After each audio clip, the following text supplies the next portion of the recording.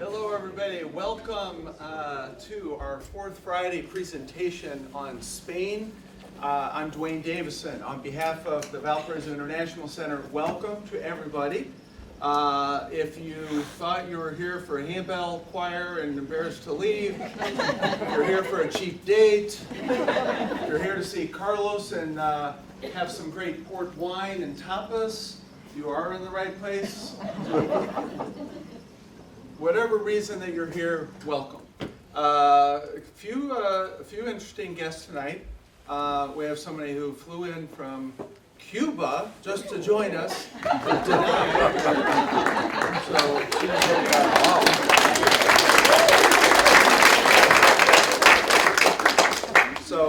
Yeah, we're expanding just a little bit. And speaking of expanding, we're doing a trial tonight for the first time. We are trying to record. We're going to do a little bit of testing with lighting and sound and stuff, so bear with us. But we're doing this for the first time after many suggestions over time to have it available. We'll let you know how that's going to be, whether it's a live stream in the future or sent out email or on our website. So thank you to Tom and Sue for that. And yeah, let's see how that goes. Come on in and find a seat. Let's see. I was just in downtown Valparaiso yesterday, and I mentioned that because it was not Valparaiso, Indiana. Quick quiz, raise your hand. I've visited 3 other Valparaisos. Where might they be? Whoa, raise your hand. Gosh, this is not for prize money. All right, young lady. Yes, Valparaiso, Chile, our namesake, the original Val of Paradise. Yes, sir. Florida, that is correct. In the Panhandle, right next to Pensacola, Valparaiso, Florida. But where was I yesterday? Downtown Pennsylvania? That's not correct. Thank you for playing. Okay, anybody else? All right, so, wow, stumped. Brian knows. Okay, wait, you get Nebraska. Wow, very good. Nebraska, Valparaiso, Nebraska. So I was on a road trip with my good friend Tom over there. We drove to see my daughter who goes to the University of Denver. Honey, if you're watching, I love you and I miss you. And then Tom was visiting his son who goes to Colorado School of Mines. And we drove back, and I specifically wanted to stop in Valparaiso, Nebraska. After Chile, which is awesome, a little bit of a downer, Valparaiso, Nebraska. Oh my gosh, 563 residents. There was not a whole lot going on until we showed up. Yeah. So very good. Yeah, that's 4 of them. Please sign our email list. If you did not receive an invitation to this via email, don't despair. We've got a list over there. We're also on a website, valpovic.org. We've got Facebook, Twitter, and Instagram. And then next, we're doing a World Cultural Festival planning session. We're doing a call out Wednesday, March 22nd, right here in Trinity Lutheran Church, who we thank for being our hosts. Who's here from Trinity tonight? Great, thank you. Welcome, and thank you for letting us come into your home as we started last month. But anyway, in the library, we'll do a planning session. If you just are hoping to show up the day of and volunteer, that's great. We appreciate that. Just notate that on our email list. If you want to get involved in the planning and do a little bit more, that meeting, which we'll email out to you, will be your best bet there. So with that, World Cultural Festival is Sunday, September 17th, downtown Valpo, Central Park Plaza and Pavilion. And looking forward to a very, very good presentation this year. So please help us out if you can. So let's see. I just wanted to mention that the VIC doesn't advocate for legislation or immigration or various religions or countries. But that being said, we celebrate cultures, and I'd be remiss if I didn't mention that cultures that come into our community give us vibrancy. They provide sights and smells that we wouldn't have had otherwise, exotic languages and dress, and we are always welcoming those folks because sometimes they tend our gardens, sometimes they make our food or take care of our children, sometimes they provide great inventions, all kinds of things. And tonight it's a great time for you to come and celebrate an immigrant from Spain, someone who came in the early 70s and worked hard for over a decade in the steel mills and decided that it wasn't hot enough in the steel mills, so he wanted to go into a small kitchen and cook all day and night. So Carlos Rivero and his American wife, Carol, are here. Please welcome Carol.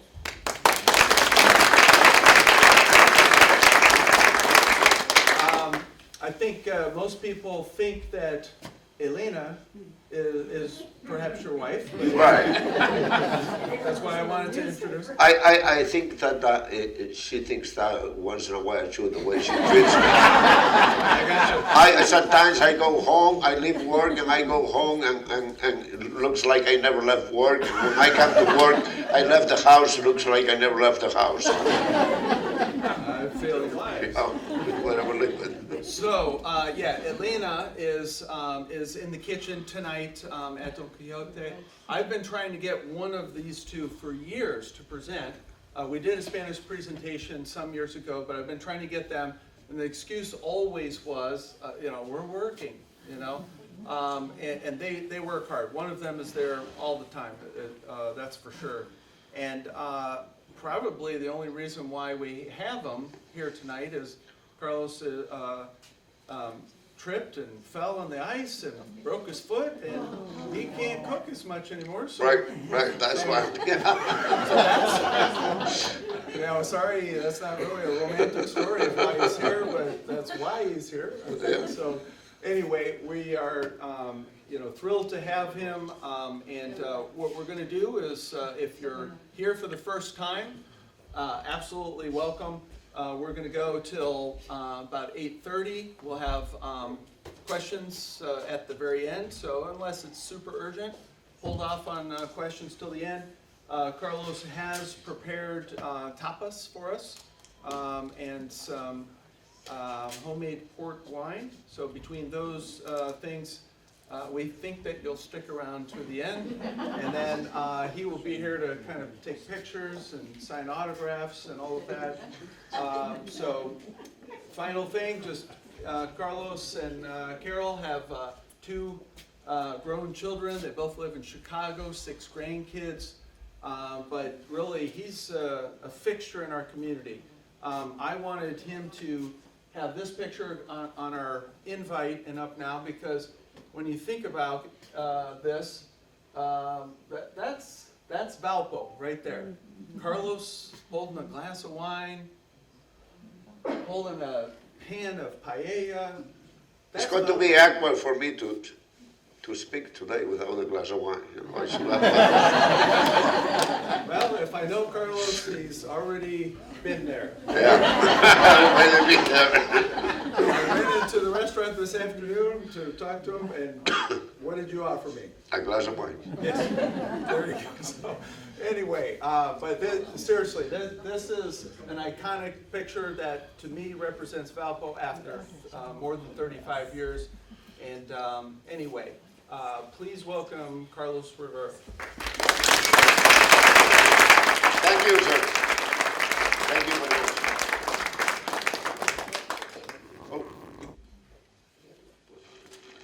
Oh, not a good way to start, right? So, vamos a ver. El problema aquí no es lo que vamos a hacer o lo que vamos a escuchar. El problema es cuánto español sabéis. Porque todo esto hoy va a ser dicho en español.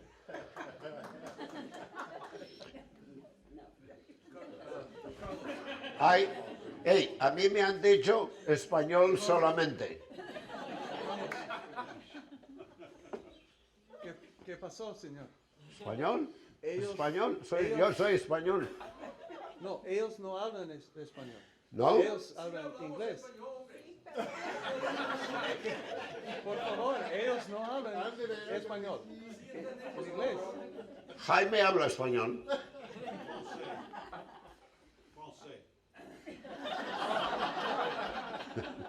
Bueno, yo no sé cómo vamos a hacer esto. Por favor, en inglés. Okay. Okay. All right. If that's what you want, and you think you can understand what I'm saying with my accent, you want it. Okay. I have a little problem, and the little problem that I have is that they gave me till 8 o'clock, and he already ate 15 minutes of my hour. So that is going to be terrible. Okay, so we have so many places to go in Spain. Okay, so I grew up in Spain, Mr. Vidal.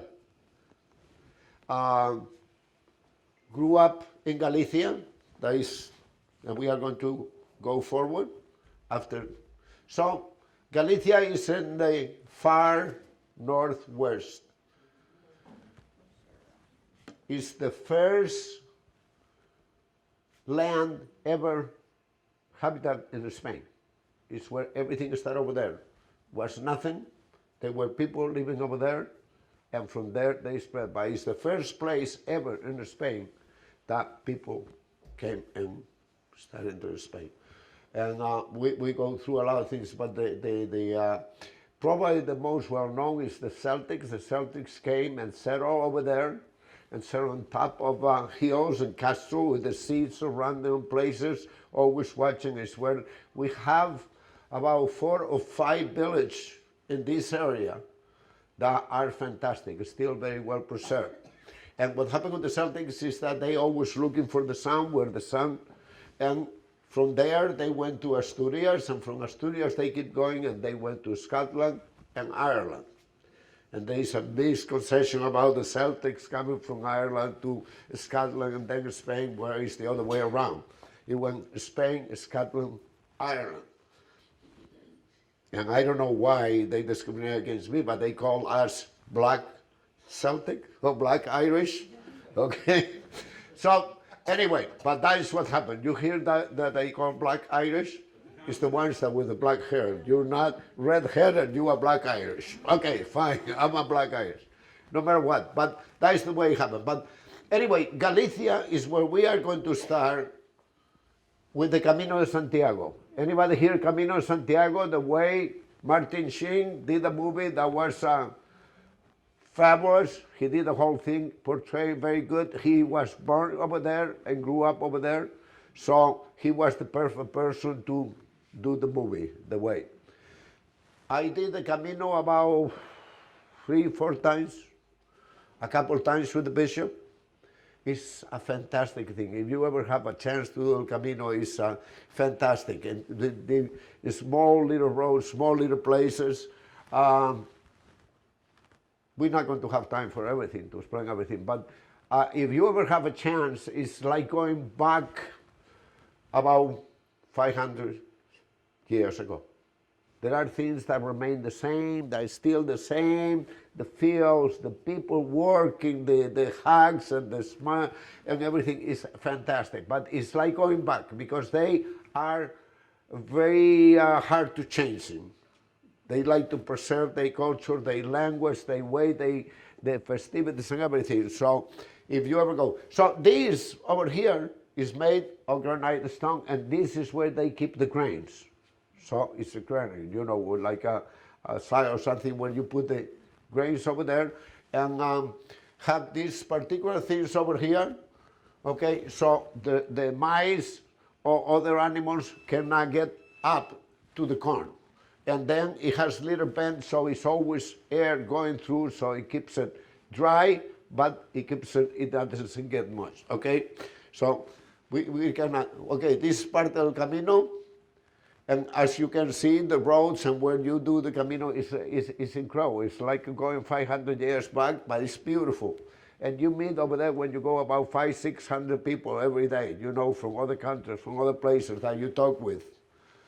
One of the things that I take everybody is to the fresh fish markets over there. Galicia is 100% fish, probably.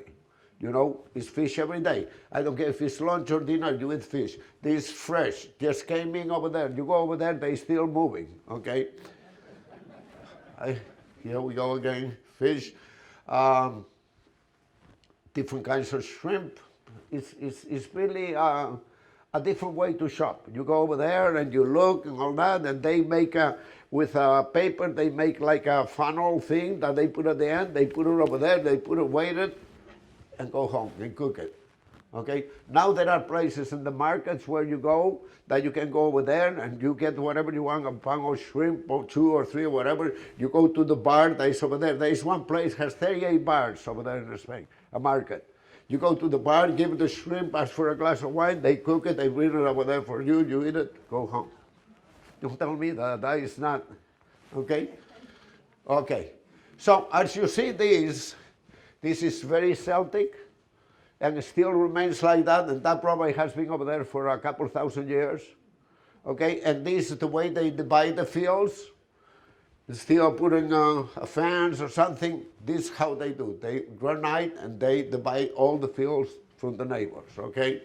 So the cows, they have pigs, they have sheep, but look how beautiful it is with the mountains around. I chose this particular picture because this area of Vigo in Spain is very famous for mussels, and these things are over here. They are squares that are probably as big as this room or a little bit bigger, okay, and they have ropes with nuts going down, and when they put their ropes over there, they get the little mussels that they took for another things, they wrap it over there and put it down, and you go 6 months later and you pull those ropes up, and it's full of big mussels and small mussels. So they take the big mussels to sell, they leave the small ones over there all the time. But that's what they are. And this is just a little portion, but they are all over the place, and it's where the black mussels, or blue mussels, over here has different names, like in the East Coast it's called blue mussels, okay? Over here they are a little bit smaller, but the mussels in Spain, they are almost like the New Zealand green mussels. They are pretty big, they're pretty nice and meaty and beautiful. So that's the way they grow them, okay? I keep putting this because this, one of the most typical things in Galicia is the places to put the grain.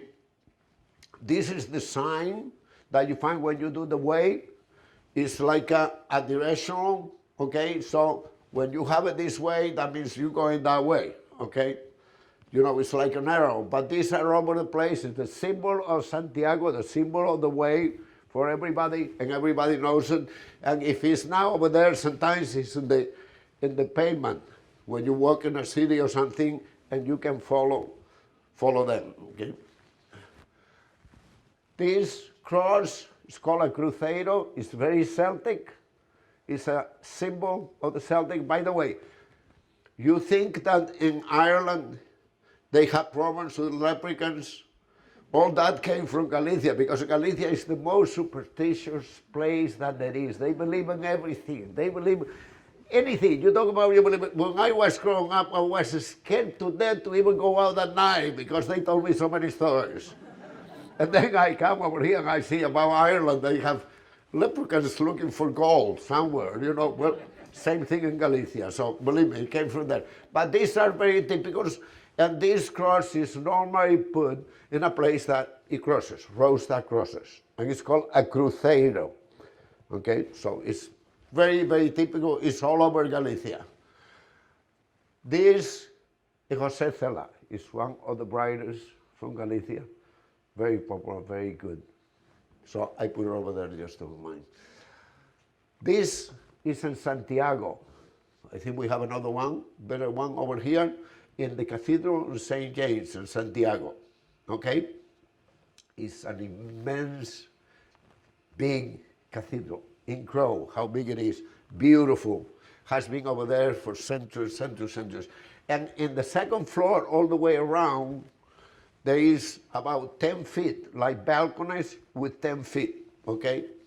So when the pilgrims came to St. James, and before they were a lot, right now they get about 1.5 million a year. 1.5 million people visit this cathedral every year. But these start many. I was going to say, St. John of the Cross, isn't that a popular place for that? Yeah, but that is Nabila. Yeah.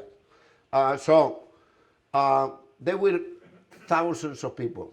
Still, I'm talking about 200, 300 years ago, they used to come over there and from the beginning.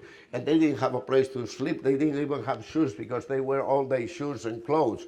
So they would sleep in these balconies, okay? Would sleep over there. And you know, you talk about no showers. You have to go and wash in the river. There is a river nearby that is very popular, very famous because everybody went to wash over there, okay?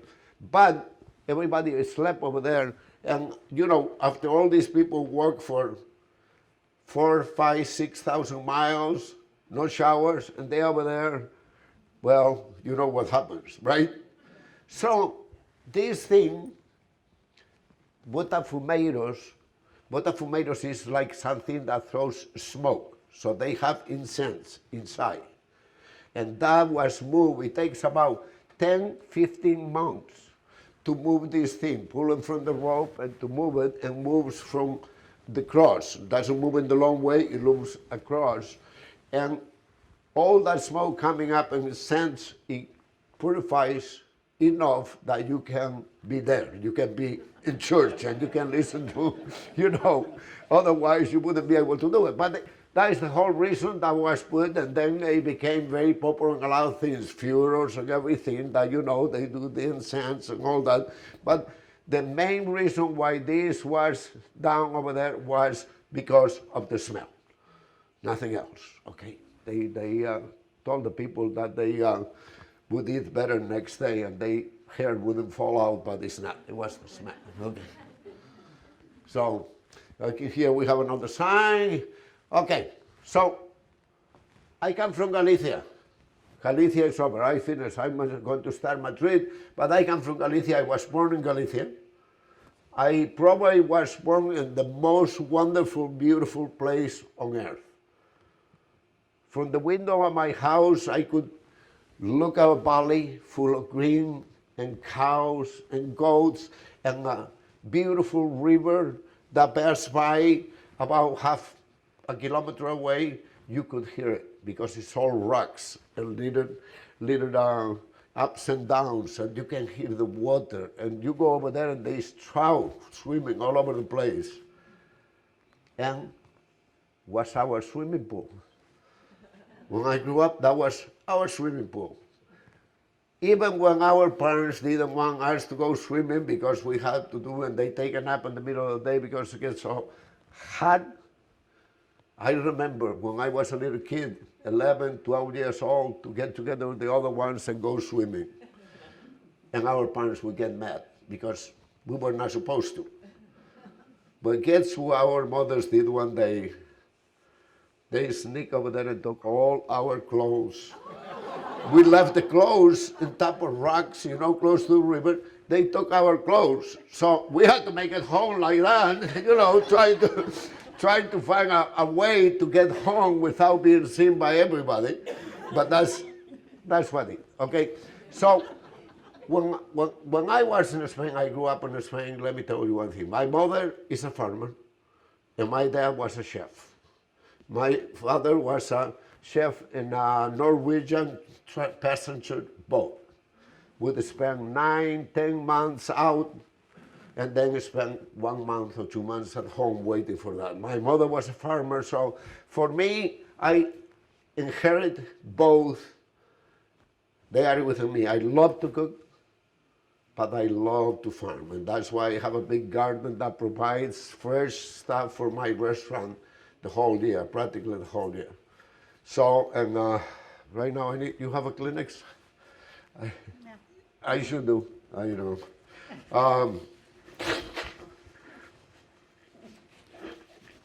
So my father used to come home and try to teach me how to cook. And at that time, I remember I was probably 9, 10 years old. Thank you very much. And my father was telling me things, and I remember he telling me things, and I remember he telling me, you will never learn how to cook because you're not paying attention. And I know, I wasn't. I know. But you know what? The funny thing is that I do remember. I do. I remember things that he said and how to do and how to go about it. I do. So apparently, unconsciously, I was listening to him. Okay? And I was listening. So I left Galicia. My brothers were in Madrid, and they had a restaurant, and then they opened another one, and then another one. So at one point in time, when I was 17, they made me believe that I was running one of them, you know. At that time, I didn't know. Now I know better. It was just the make-believe, you know. But anyway, so one of the reasons I have one restaurant here, I didn't get any more because I taste what it was to have 3 places. And then I end up another time that I went back to Madrid and I end up with 3 places again. So when I opened this restaurant over here, I decided I was going to be one restaurant. I was going to be happy, enjoy it, and enjoy what I do. And that's where I am. Anyway, let's go to Madrid. Madrid is where I grew up. Basically, I went over there when I was 11. I went to school and worked with my brothers and went up, work, whatever, in my restaurant. But anyway, this sign is in the Puerta del Sol. Puerta del Sol is the biggest square in Madrid. We have a Plaza Mayor that was made, but Puerta del Sol is where everything happens. The government building, and it's where the big clock is for New Year's. For the last 12 seconds of the year, you eat 12 grapes. Where is where people gather over there, about 6, 7, 8,000 people for New Year's gather over there in front of Puerta del Sol. This symbol over here is right there, and that is where all the roads, so it's kilometer 0, so it's like it's mile 0, and from there everything starts. Every road starts here, or the main roads. Now we have other main roads, but you can see over there, all start there. So it's the most important part that we have in Madrid is the kilometer 0, and everybody goes over there and takes pictures of that because they say, well, anybody knows churros? Well, there are, I can't even taste it. When I see the picture, I can taste it already because Madrid is one of the most fascinating places to go and chocolate with churros, okay? Everywhere, there is everywhere. And there is a famous place called San Ginés that is near the Puerta del Sol and Plaza Mayor, and it's very typical. Chocolate with churros. They don't have tapas, they don't have any food, they don't have anything. They have chocolate with churros, they have cognac, whiskey, and wine. You cannot open a place in Spain that you don't have beer, wine, and whiskey. No. McDonald's went over there and Burger King, they opened Burger King, McDonald's, and people went over there and give me a glass of wine. Oh, we don't have wine. Oh, guess what? Within a year, Burger King and McDonald's and Kentucky Fried Chicken, they have any kind of beer you want, any kind of wine you want, any kind of liquor you want, okay? And it's the only way. So in this place, the same thing. But this place, San Ginés, is very popular for New Year's Eve. People go out, people drink, and at 5 o'clock in the morning, before they go home, to calm down all the alcohol and everything, they go over here and they have chocolate with churros. That used to be the place. Now there are many other places. But it's where everybody ends up eating chocolate with churros, settle you down, you go home, and you sleep Happy New Year forever after. Okay, so this is a part of Madrid.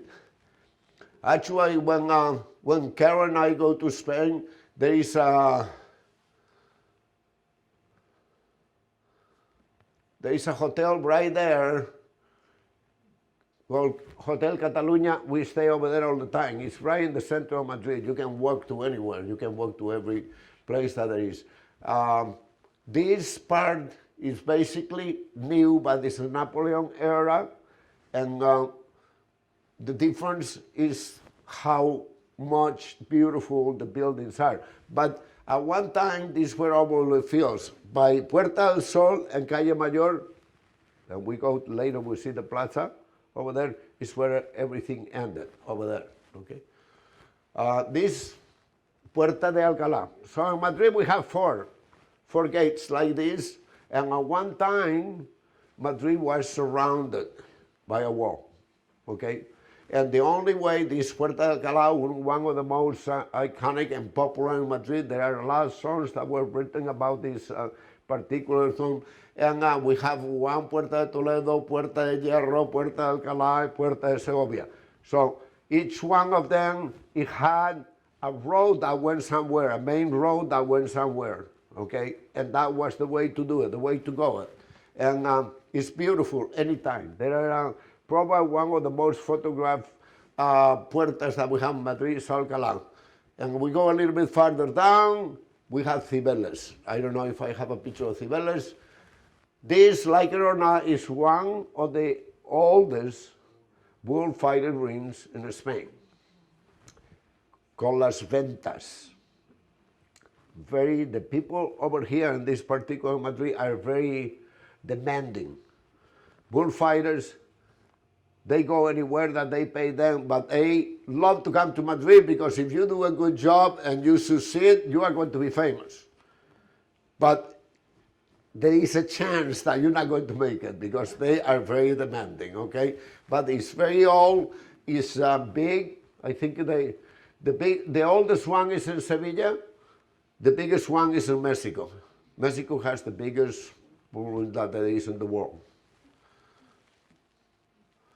This is the Almudena, is next to the Royal Palace, and is the cathedral in Madrid. And John Paul II, yeah, he was over there and had a statue right there. Right there, let me see. Right there. It's a statue of John Paul II when he went over there and did the pilgrimage over there. This cathedral, like all the cathedrals, had been built for the last 400 or 500 years. And when it was finished and was open, okay, because before the cathedral in Spain used to call San Isidro, okay, and then moved over here, and he was over there for the inauguration, John Paul II, when they opened this cathedral, okay? And right now is where, all the royals go and everything goes over there. Oh, Plaza Mayor. Plaza Mayor is a symbol of Madrid now, okay? And all these buildings that you go see around, this particular one over here, is the panaderia, was the bread, where they made bread, was the first one ever built over here. All these other ones over here, there was only one floor, okay, even added, okay, but was only one floor around when they built it. This one over here, and there is one on the other side that was the butcher. It's where you buy meat and you buy bread. And it's still there, and they are beautiful. So these buildings that were over here, that they built all around, under these, they are like caves, and where people keep the horses. And I'm going to tell you in a little bit why it was that. So they kept the horses over there, they tied the horses, the rings still there. Now are very popular bars, those caves, where the horses used to be. They are very popular. It's where all the young people go. My wife and I, we used to go over there all the time, and each one of them has a different food, has a different flavor, different wine, so you go over there. So they would leave the horses eating, taking care, somebody would take care of them, and they would go out and eat and sleep. So Madrid is the capital of Spain. At one time was a small little village. And we have two places that were very well known in Spain. Was Toledo, that was the capital of Spain, and was Segovia the Roman capital. Okay, we have a couple of Caesars that came out of Spain that end up being, so the biggest road was Segovia and Toledo. And the people will travel from Segovia to Toledo, the two major cities, two major places where all the business were. The Romans were in Segovia for 2,011 years. So, long time. In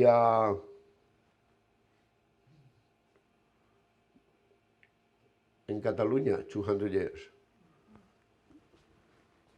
Anyway, those two cities, I may be wrong on the years. I may be wrong over there, how many. It's 2,045 years now since they be over there, yeah. Anyway, all the commerce that happened in Spain, it happened in this area, it was Segovia and Toledo. Other than if you go to south, and then it would be Cordoba and Sevilla and all that, because they had the river and the transportation with the Americans and everything that made it very, very, very big, Sevilla and Cordoba. But Madrid was a little place that was only to be able to accommodate the people that were traveling from one place to the other ones. Okay, the cars with the merchandise that went like that. So Toledo is actually surrounded by a moat. There is no room to spend as the city, to be the capital of Spain as it was. So they decided that Madrid was going to be the capital. They were going to build the capital in Madrid. Okay, so they built the capital in Madrid. And Madrid just is right pretty much in the center of Spain.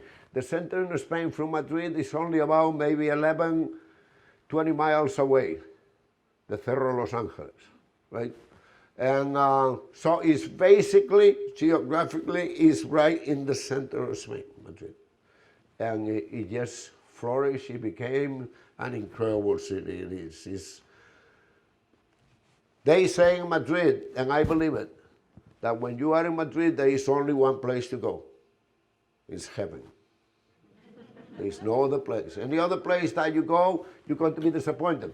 I always tell people that are going to travel to Europe, and I like to travel, and but they tell me, well, we're going to go to England, we're going to go to this and the other thing. I say, do not go to Spain first. Don't do that. Go to England, go to wherever you want, have time, leave those last 4 days to Spain, because you are going to say, why in the hell didn't I come here and just stay here? You know, it's that fantastic.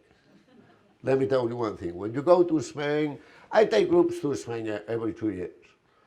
I know how the people feel, how many people want to stay over there. They don't even want to come back. How are we doing with time? We have plenty, right?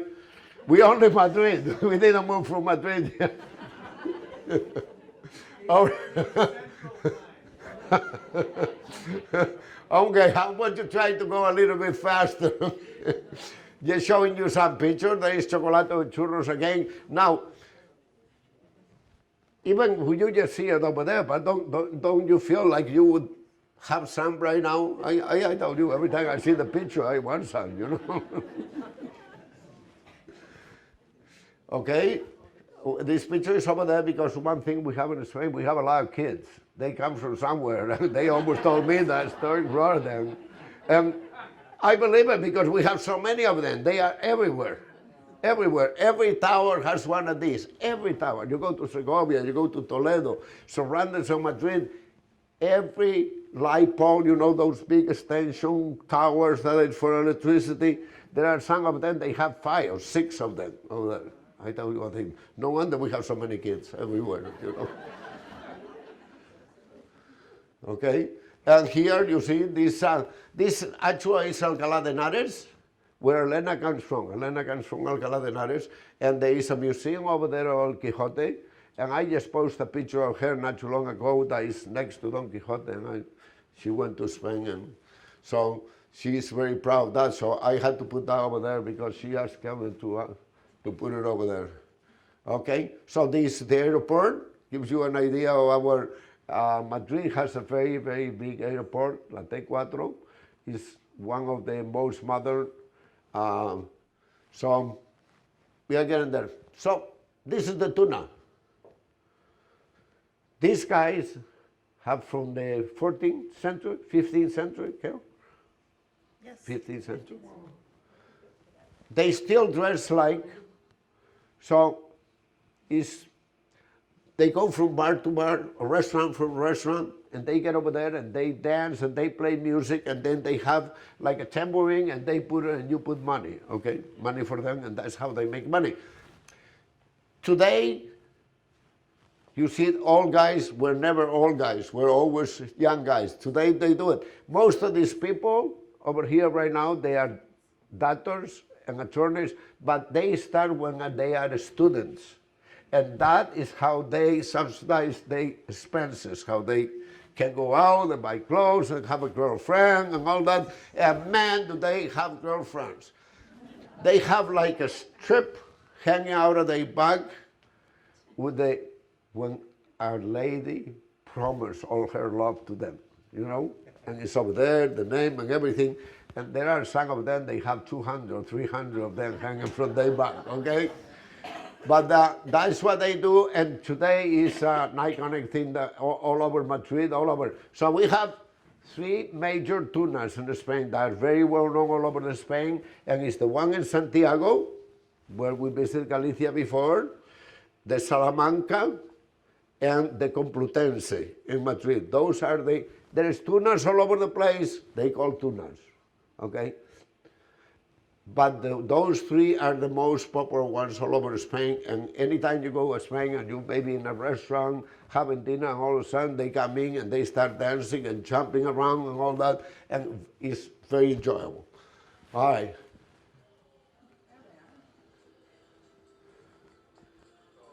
Can we put it up a little bit so they can get the flavor a little bit? See how we do with William here.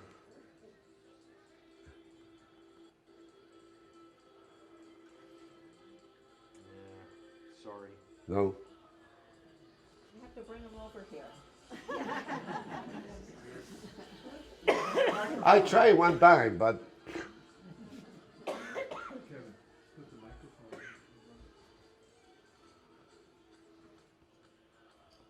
Yeah, I don't know. I wasn't prepared for that. Sorry. okay.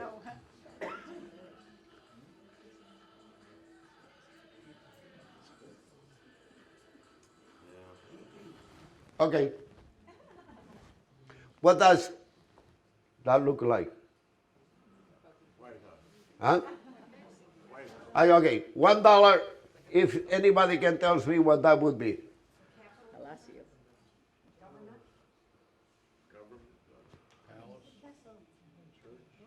That is the post office of Madrid.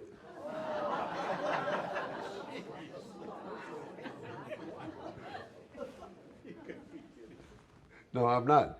And it's so well down that trucks can go under, really under.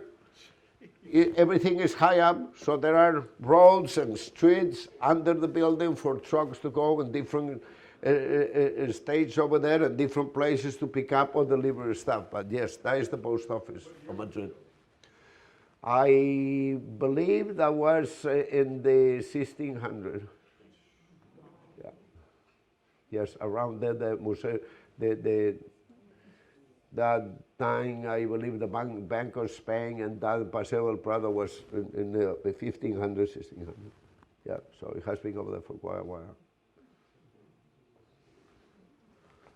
Okay, so somebody was asking me before about the Valley of the Fallen. Yes, that's the cross that you can see from many, many, many miles away. You can see this cross. This cross is actually 111 meters across. Okay, it's on top of a rock, and under there is the basilica, and was all carved on granite rock. Beautiful, incredible. Franco built this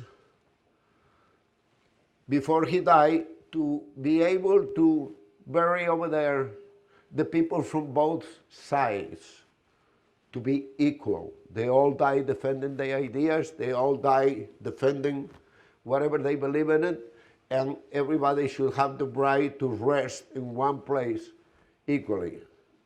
Well, things change, but Franco is not there anymore. Unfortunately, politics in Spain are like in everywhere else, and I'm not going to get into politics because we wouldn't not agree, half of us, so we are going to leave it there. But Franco was removed from there, cost $11 million to remove him from there, and now he's in a small little cemetery that belongs to the family. And with him, a lot of other people, you know. So, since we're talking about Franco, anybody knows anything about Franco? No? Well, I grew up under Franco. Actually, and it was after the war, and was tough. Economy was bad, coming out of war. We were poor, we didn't have a lot of food, we didn't have a lot of things. We didn't have cars, we didn't have electricity, we didn't have... And for a long time, I was under the impression that this was Franco doing, that was Franco had to do something with it. And then, you know, I study other countries and I see even the depression here in this country. How many people were poor, how many people lost everything, how many people lost their lives, and how terrible it was for a lot of people. They didn't have any food, they didn't have any house, they didn't have anything. Let's don't talk about electricity or anything. I remember when the first television in Spain, and I say, oh my God, we had a television, and you always think that other countries, they had everything, but you know, a few years back, the same thing. They had that first television, black and white. You know, it's not, it's for everybody the same. When I grew up, it was a wonderful life. I grew up under Franco, and it was a wonderful life. With my family, Franco wanted, and I don't expect anybody to agree with me, I'm telling you my point of view, Franco wanted the families to get along. He brought up a lot of the festivities, a lot of the things that would get people together. He brought religion in and let people think on by themselves, not force them to think. You could have a business, work whatever you want, do whatever you want, eat whatever you want. The only thing you couldn't do is say, Franco is a bad person. No. And you would go up in the street, and maybe somebody comes and say, can you identify yourself? You identify yourself. And I remember we used to have a little card that was the carnet de identidad, that was your thing to show who you are, with a picture and all that. And I remember my wife telling me, oh my God, you guys have to have one of these. You know, for me it was normal. So I thought, well, in the United States, I come over here, first thing I do, go to the place to get a driver's license, and there is my picture. I can do anything without that. I don't care where you're going, what you do, whatever. You have your driver's license. You don't have your driver's license, you don't go anywhere. Well, that is what happened in Spain with that. So let's move on. So Franco, we live over there. He is gone. We are in Avila. Okay, Avila is a beautiful city. We just visited last year. It's surrounded by a wall, like a China wall, all the way around. It's just beautiful everywhere. So if you ever have a chance to visit, this is the wall around Avila. Okay. You see how beautiful it is, green. Sometimes you see over here thousands of goats and sheep eating over there, and you go, it's just tremendous. Segovia. Segovia was the capital of the Romans. And this aqueduct, it has been built 2,045 years ago. It's not in use anymore. It can be put in use anytime. There's nothing wrong with it. The only thing is that they want to preserve it. They don't want anything to happen, so they don't have water running anymore through. But it was a choice. It was not because it didn't work. Doesn't have any concrete between these rocks. Okay? It's 282 feet high. no concrete. This is in Segovia. This is the Alcázar. So Segovia with this is in the back, and looks like you steer a boat with. And then we have the castle that is in the front, and in the middle, that I'm going to show in a little bit, the cathedral.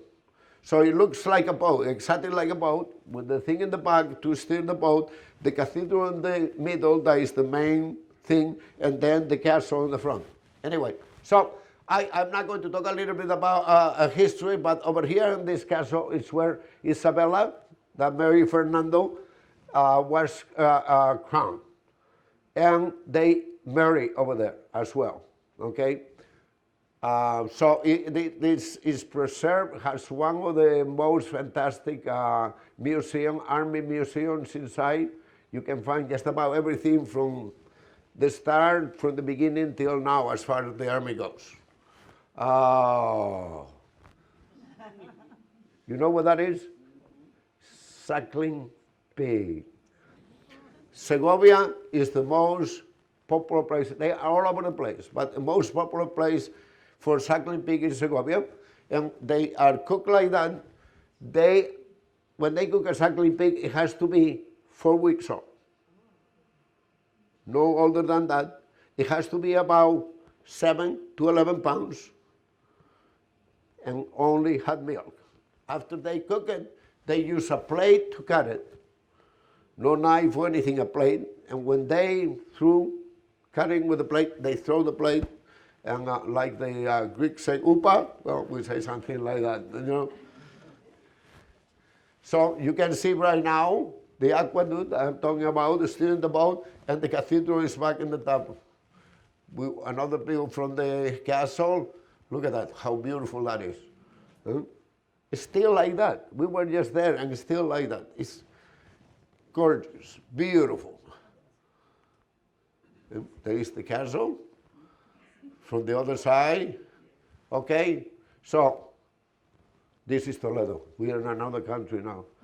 We're in another one. We left Segovia. I'm going a little bit faster than that. So that is the Alcázar over here, and that is the cathedral over there. But the Alcázar that you see over there square, during the Franco time, the Nationals is where they were, and is how they were able to defend Toledo from the people that were attacking them, okay? And you can see how Toledo is all around like that, so no place to go. Toledo is saturated already, and that's why they moved the capital of Spain from Toledo to Madrid, okay? Oh, La Mancha. If you really pay attention, and if you really close your eyes, you can see Don Quixote there. Okay, so a lot of people, they asked me one time over there in the restaurant if those are real. Well, they are. That's the way they are. Those are the mills for the grain and for the wheat and for everything, when they did that. And they are over La Mancha because La Mancha, the Castilla, La Mancha, they call the root of the bread, and it's where the bread comes. All the wheat is grown over there. All the cereals are grown over there. You go to other parts of Spain, and they have corn, and they have potatoes, and they have this and the other thing. But Castilla-La Mancha is wheat, and it's where the day they decide to build, well, we're disappearing. Like over here in Spain, the wheat, where they grow wheat, is disappearing. To what? Grapes, because it's more profitable to plant grapes and sell wine than wheat. Someday we are going to pay a lot of money for wheat, believe me, for bread. I see a couple people falling asleep. Oh, boy.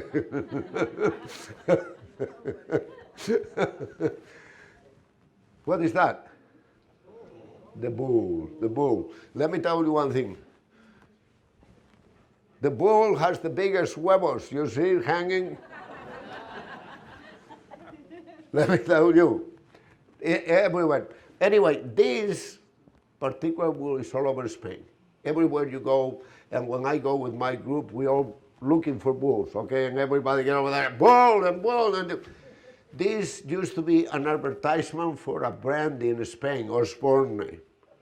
Okay, then the government in Spain decided to take all the signs out on the roads, no signs. Destructive, accidents, so you only have billboards when you enter the town that your speed limit is already slow. Even like that, they still have accidents, you know. But all the people in Spain complain about getting away with that, and then the government decided that they were going to leave but no names of anything. It's not needed because it's already well known what they represent, okay? All right, so we are in Sevilla, and one of the reasons I put over there this is because Sevilla, this is the Plaza de España in Sevilla, beautiful. Well, each one of those arches over there represents one of the regions of Spain, one of the provinces, not region, the province of Spain. So you go over there and you want to go to Galicia, go over there and it will tell you the story of Galicia, will tell you things that you, I took my group over there, I couldn't get them out of there. As a matter of fact, look, I'm over there with one of them. Oh, God, I used to have more hair. No, I haven't. All right. So, we're still in Sevilla, in the same place. This is the Torre de Oro. They call Torre de Oro, and it's a place that is by the river. And it used to be at one time where they check your passports and everything. And it's still there. It's very popular, and they preserve it because it's a symbol of Sevilla. I don't know why that one is over there. Okay. And we have the smallest streets. I put down Tio Pepe. Tio Pepe is a particular dry sherry that is very good. Show you some streets of Sevilla. Now, this is probably one of my favorite cities over here, and it's in Cordoba. This particular city over here is called Ronda.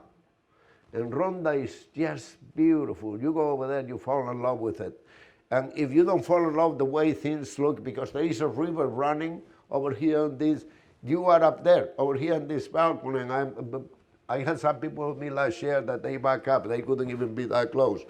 But they have the oldest bull ring in Spain, over there in Ronda, and the smallest one, only sits about 4,000 people. And normally, a bull ring sits anywhere from 50 to 150,000 people.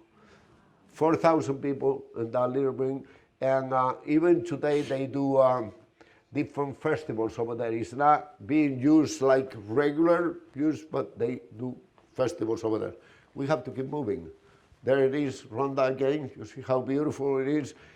You have to be over there and to see, and they have houses that are so close that you get dizzy just looking at those houses over there. You get dizzy. No, at least I do. And just to walk on those streets is beautiful. Anybody knows what that is? Gibraltar. That's it. So over here we have Spain. Over there we have England. Okay? Anyway, we're not going to do anything. We're not going to resolve the problem. Okay, this is in Cordoba, and this is the Mezquita. I have another picture of this coming. And these arches over here is, I think it's one of the biggest mosques that there is in the world. This one. It has 486 marble columns inside, brought from everywhere to build this. And when the Reyes Católicos, Isabel and Fernando, took over and expelled the Moors out, they decided to build a cathedral inside that mosque. And it's still there. Still, people go over there to see the mosque because it's beautiful, more than to go and see the cathedral. But the cathedral is beautiful. It has more gold than you can imagine ever seeing in your life in one particular place. Everything is gold over there. Now, we left the south. We're not bad. We're in Barcelona already. So this is Barcelona. We are going to be in Barcelona. And you know, the Romans, they were in Barcelona, in Catalonia. They were over there for 218 years. 218 years. And one of the reasons they stay over there is because of the salt mines. Salt was the thing that everybody wants more than anything, more than gold, more than any other mineral, was salt. Salt was the most important thing. They have the salt. So when the Romans came over there, they start paying the military and taking things to buy salt when they went back to Rome. And that's where the word comes, salary. Salary, because it was paid with salt. People wanted to get paid with salt. It was better than money because with salt they could go and buy almost anything. And the bigger guys like captains and generals and all that, at that time they decided to stay over there and stay in Spain and never went back. Anyway, this area over here is called Montserrat. Montserrat is a monastery and it's a little town and right in the mountains and the rocks and all that. They were over there for 200 plus years, never discovered this place. Never. That's incredible. I don't know one thing. And when they told me the first time in the book and all that, I said, come on, 200 years, somebody just wanted to go rabbit hunting or something. Nothing. Anyway, let's see. So, I think if you go to Barcelona, how many of you, anyone of you being in Barcelona, the architecture in Barcelona is just something that if you go, you have to get in a bus just to do and look at the architecture in Barcelona because it's something really extraordinary. I don't know if I stay in the Ramblas and I go to La Boqueria. La Boqueria is a supermarket over there that you can go. It's incredible how big it is. It's the one that I told you, it has 38 bars inside that place. Okay? You see what I'm talking about?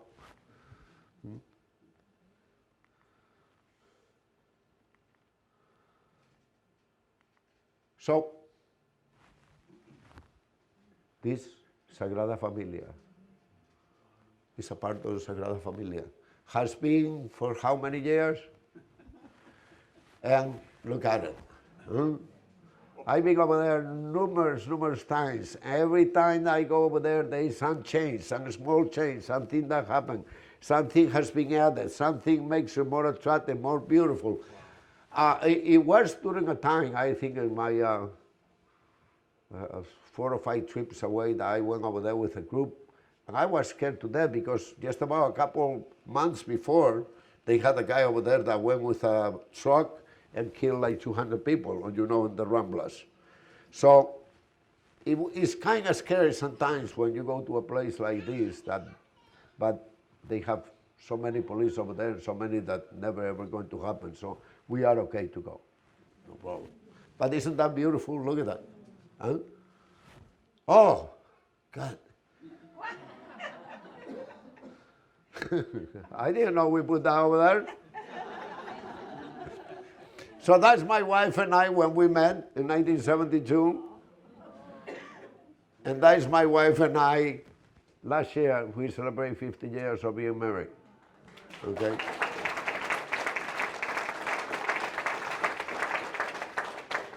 So this is what happened, okay? Because we are almost at the end. We're back with this then.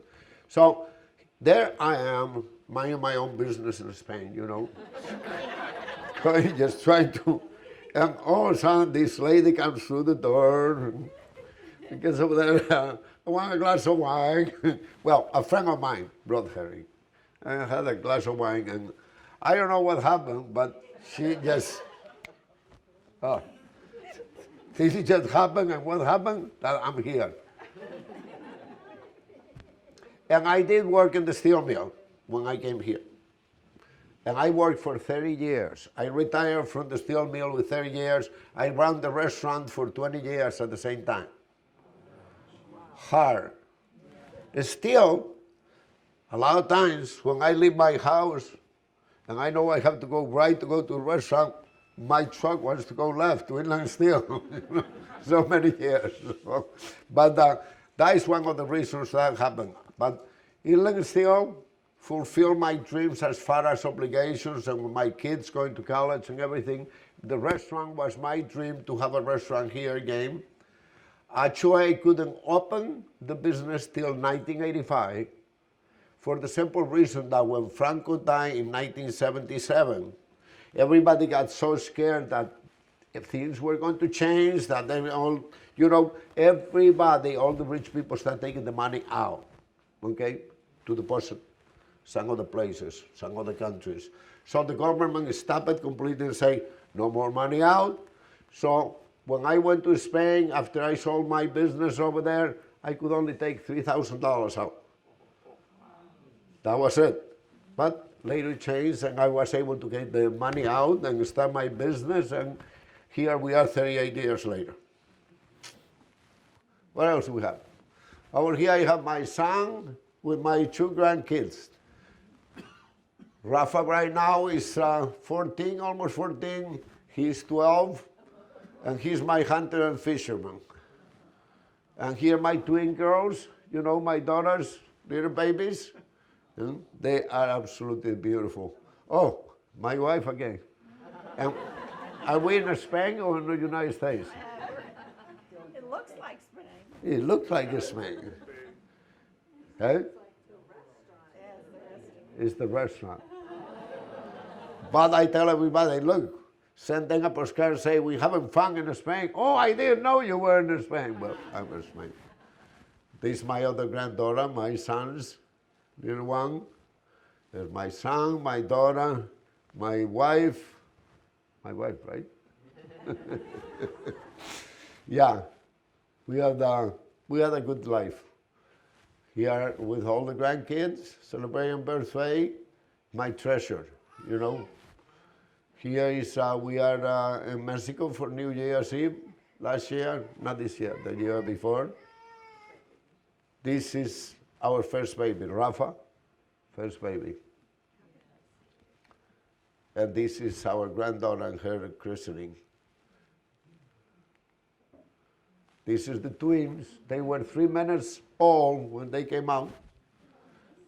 These are we all together in our 50th anniversary celebration. Me and my girls over there, surrounded by women, and restaurant Don Quijote. And that's it, right, Kevin? Thank you very much.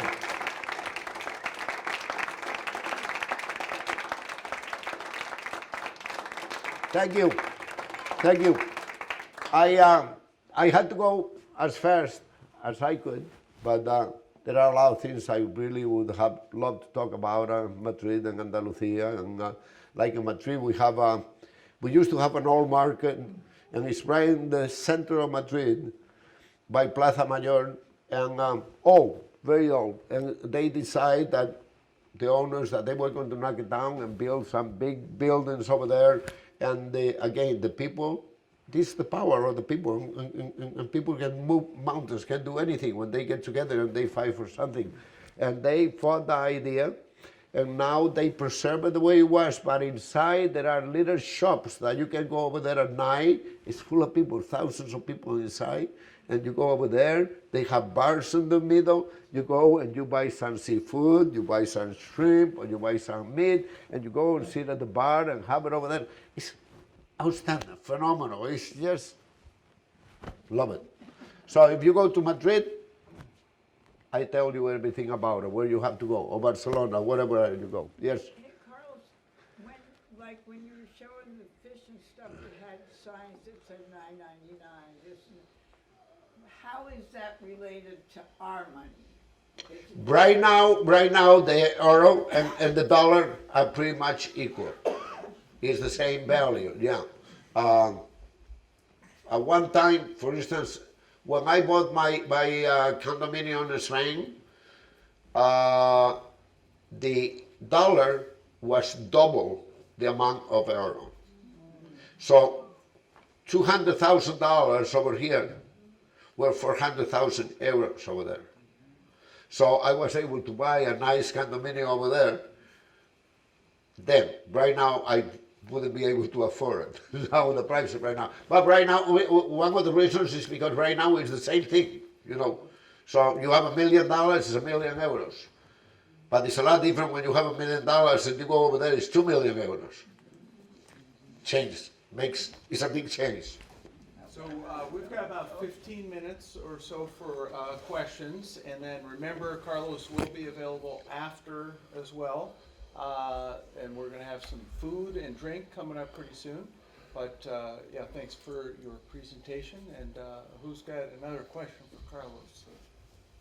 Yes. Carlos, if you could tell us, how did you and your business partner come together to form the business? Well, that's a good question because it is funny. But we when we were living in Griffith and we met a lady that was a teacher in the Highland and was from Spain, was married to an American, and we got to know each other, and she had a birthday for her little kid in McDonald's in Indianapolis Boulevard. So we were invited, and over there is where I met Elena. Elena was had been invited to be over there because they knew that she was from Spain, married to an American. I was married to an American. She was married to an American. So, and the first time, at that time, I was already looking for a place to buy, to open a restaurant, and she started telling me how she loves to make desserts and how good she is making desserts. So different, when I opened the restaurant, I say, okay, let's do it, let's try it, let's see those desserts. And from the beginning, she started making desserts for me, and then they moved from Schererville, they moved here to Valpo. Her husband was a manager in Walgreens. They moved over here, and then she started working full-time. And I think it was in 1990, she became a partner in the business. Best decision I made other than marry my wife. Carlos, we would be remiss to not show a couple of pictures of Elena's food. Yes. If you just go forward with your advance a little bit, you'll see some pictures of Elena's food. Wonderful. That will whet everyone's appetites. Oh, there my she is. goodness. That will whet everyone's appetites for the food that's coming up. Okay, so this is 1985 when we opened. Now look all the hair that I have. And this is in South Lake Mall. That's my daughter, Carol, my son, and Elena. And in South Lake Mall, they had an international festival over there, and we went over there. This is in 1985. It was right after we opened, yeah. Okay. Oh, pepper from Galicia, Padron. You have to wait till they come out of my garden. Oh, the paella. Made a few of those. The jamón serrano over there. This is a museum of ham in Madrid. They are all over Spain, and they have them hanging all over the place. And you can buy ham that can go from $22 a pound to $240 a pound. Your choice. And in between, gazpacho or cuajada. So that is Elena's probably, without with the flan, but this one is probably the most famous dessert we have at the restaurant. And that's why she travels to Spain and I have to pay for her ticket because she goes to get cuajada. Calamares, manchego, croquetas, flan. Still the king. Mussels. This picture is now my restaurant. This picture is in Galicia. It's the mussels I was telling you about before. How wonderful they look and plump they look, and you just have to look at the picture. You know, in a lot of places in Spain, they're still having a menu that you read. they have all over the walls the pictures of everything. And you want everything. You go over there, I want one of those, and one of those. We give it to me, you know, because the pulpo. How many people never try pulpo?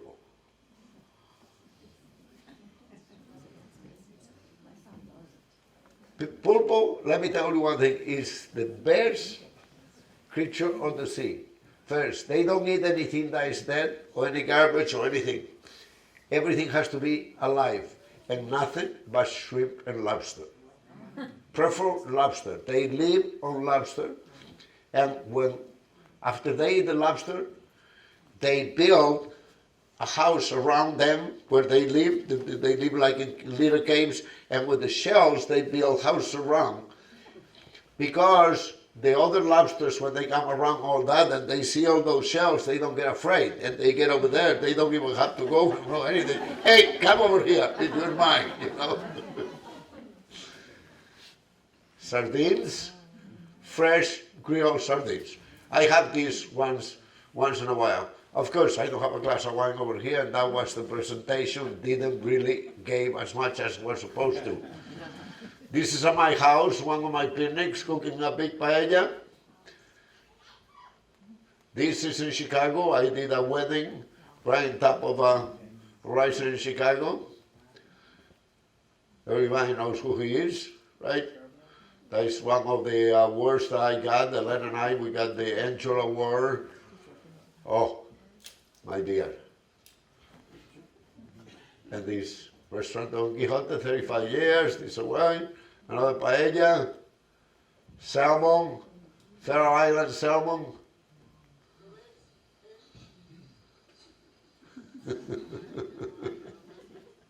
Carlos, can you explain what you brought tonight?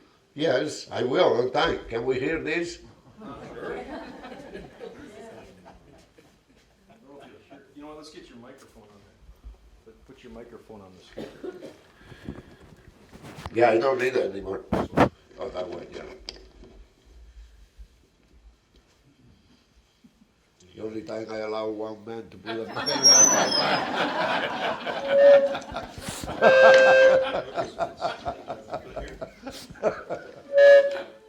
Okay, good. Good. Hit the play. Right.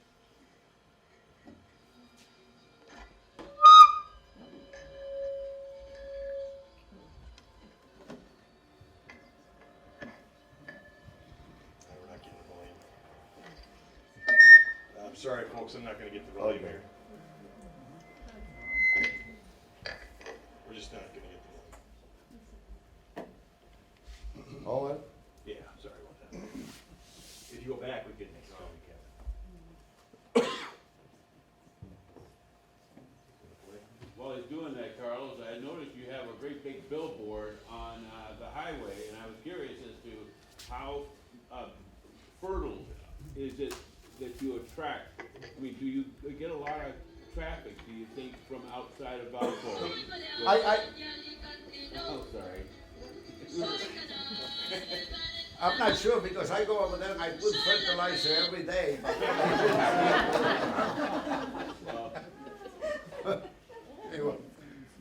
Anyway, yes, the billboards are.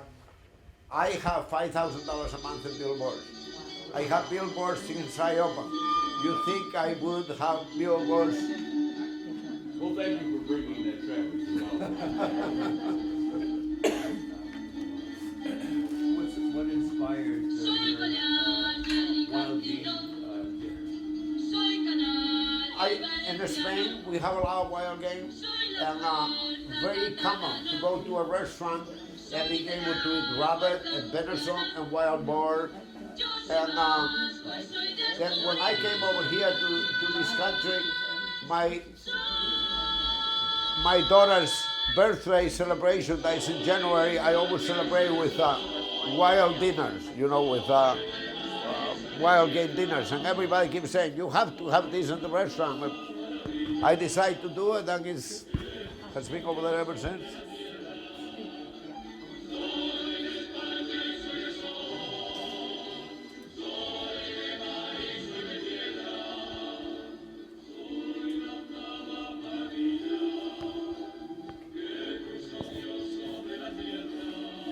So you see where Spain is, right?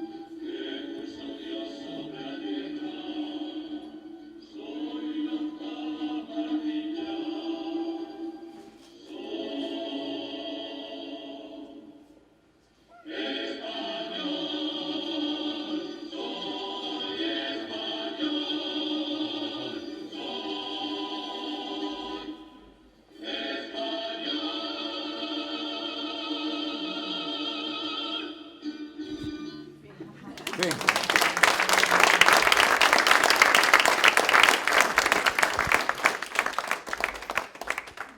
So, right now when you go over there, I just put a few appetizers. I have some appetizers like tapas, and I had to do something that could come over here.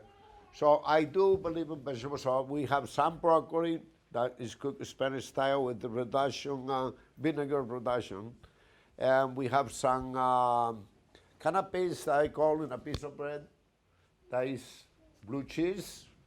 In Spain, we have probably in Asturias a wonderful blue cheese. It's just outstanding. And we have some manchego. And of course, since I have a wild game coming, I have venison summer sausage with jalapeno. And Porto, house friend Porto. So enjoy it. Anybody other questions? I'm not through. Whoever wants to ask questions, yes. You didn't touch on the flamenco dancers. Is that something popular in Madrid? You want me to dance for a while? So, flamenco is basically the folklore of Spain, the popular for tourists. And became that because it's business and it's money. But the folklore in Spain itself, in each region, is so rich. The other day, Carol and I, we were watching Zaragoza, and we were watching them dancing. And it's just so diverse in Spain. Wherever you go, each region, the food, the music, and the language. Not just one thing. The most popular things in Spain, that is, everybody knows, is the paella, the gazpacho, the flan, and the sangria. Those four things are the most popular things all over Spain. But then when you go to the regions, when you go to the food, especially if you go to north of Spain, Bilbao, San Sebastián, Santander, Galicia, Asturias, each is different. Each region has a different way of cooking, different food that they cook. Even the paella is completely different from one region to the other. Even the gazpacho, completely different from one region to the other. And the sangria, completely different.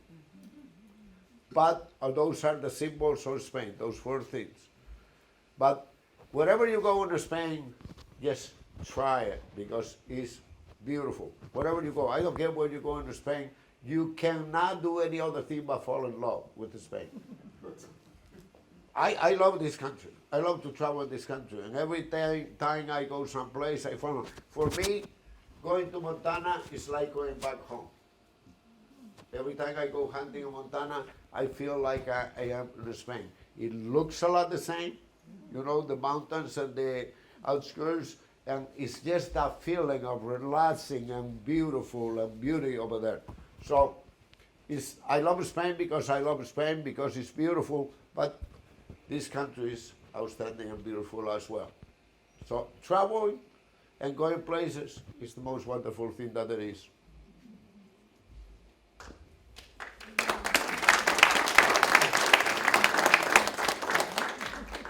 Catalonia, a lot of them speak Catalan. Is it Galician where you're from? Gallego. You speak it. Yeah, Did you grow up in your home speaking Galician then? yes. So is it still commonly spoken there? Is it Yes, dying? more so now than ever, because right now we have a new generation of going back to roots.